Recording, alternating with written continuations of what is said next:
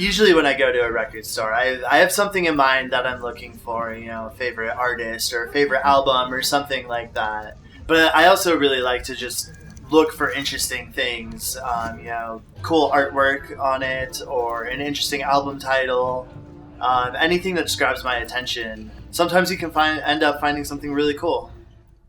My name is Tommy. I've been collecting vinyl since 2011.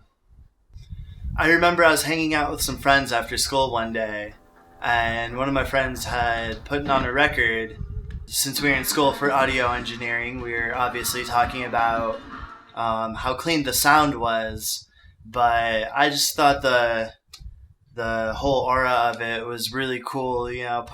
Putting the record on and like grabbing it from your collection, going through your collection, picking it out, putting it on, listening, I just thought everything about it was really fascinating, and so I wanted to start collecting for myself.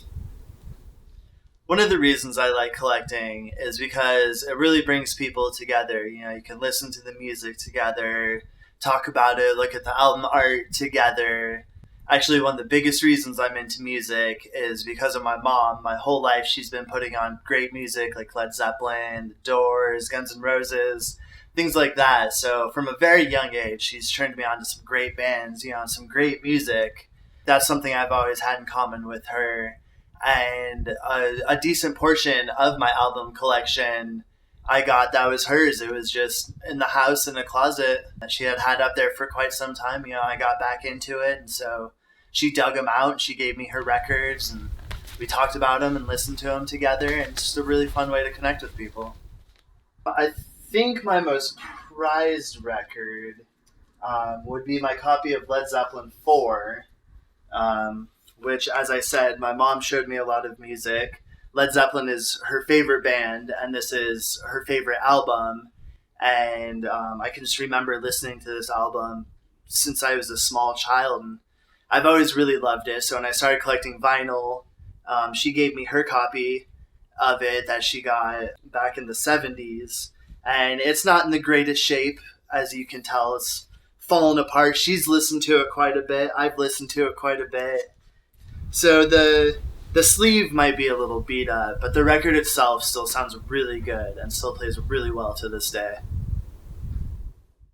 I like that there's a resurgence in vinyl because it's a way to actually appreciate the music. I feel like these days, sometimes people, they just download a few hit songs they heard off the radio, or they get a single from their favorite artist. It's not so much about the album anymore. Like back in the day, they used to have to like carefully craft their album and put songs together that go together. There's just a lot more that went into it. There's kind of that thing with technology, like once it's obsolete, it's kind of like, whatever, don't care. But with vinyl, because there's a lot more to it, there's a lot more worth than like just a song where there might be better recording methods now. It still has worth to it, and that's what keeps people coming back. And so there's, like I said, it spans generations. There's the people who grew up with vinyl, and there's people who are just growing up now, just starting to find out how good it sounds, or how fun it can be to collect.